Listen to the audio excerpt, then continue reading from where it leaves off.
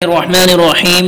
دمشق کی فتح کے بعد مسلم فوج کے سپہ سالار جلیل القدر صحابی حضرت عبیدہ بن عامر ابن جراح رضی اللہ عنہ نے بیت المقدس کی جانب رخ کیا اور حضرت ابو عبیدہ رضی اللہ عنہ نے 7 مسلم قائدین کو بلایا، پھر ان کو 5-5 ہزار کا لشکر دیا۔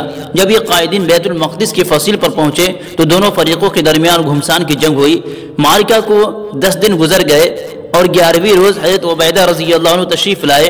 ان کے ساتھ مسلم شہ سوار اور چنیدہ بہادروں کی ایک جماعت تھی۔ مسلمانوں نے جب ان کو دیکھا تو بڑی زور سے نعرے تکبیر بلند کیا، جس کی آواز اتنی زور کی تھی کہ رومیوں کے دلوں پر مسلمانوں کی ہیبت طاری ہو گئی۔ ان لوگوں نے اپنے سربراہ بطریق سے کہا کہ لگتا ہے کہ مسلمانوں کا قائد آ چکا ہے۔ بطریق نے کہا کہ انجیل کی قسم، اگر ان کا امیر آ چکا ہے تو پھر تمہاری ہلاکت یقینی ہے، کیونکہ ان کا علم ہم تک پچھلی نسلوں تک پہنچا ہے۔ اس میں یہ ہے کہ زمین کا بڑا حصہ عمر نامی گندمی رنگ کا شخص فتح کرے گا جو محمد صلی اللہ علیہ وسلم کا ساتھی ہوگا۔ اگر وہ آ گیا تو تم اس کا مقابلہ نہیں کر سکو گے۔ تحقیق کے بعد معلوم ہوا کہ یہ شخص عمر نہیں، لہذا رومیوں نے جنگ جاری رکھی اور 4 مہینہ تک یہ معرکہ چلتا رہا اور مسلمانوں نے بہادری اور جانثاری کی ایک داستہ رقم کی۔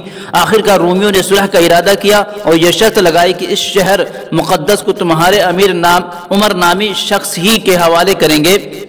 لہذا حضرت عمر رضی اللہ عنہ تشریف آوری کے بعد یہ سرزمین مقدس عیسائیوں نے ان کو حوالے کر دی اور حضرت عمر رضی اللہ عنہ نے ایک تاریخ ساز عہد نامہ اور تمام لوگوں کو امان بخشی اور یہ بیت المقدس کے فتح کا واقعہ 16 ہجری 637 عیسوی کا ہے۔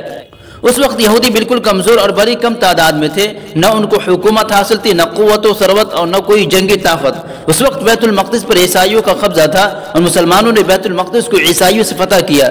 اس وقت سے یہ علاقہ مسلمانوں کی زیر حکومت رہا اور مسلمانوں نے عہد فاروقی میں فلسطین کی فتح سے لے کر اب تک اس علاقہ کو دارالسلام کا اس کی حفاظت و صیانت کی فرائض انجام دیتے آئے ہیں۔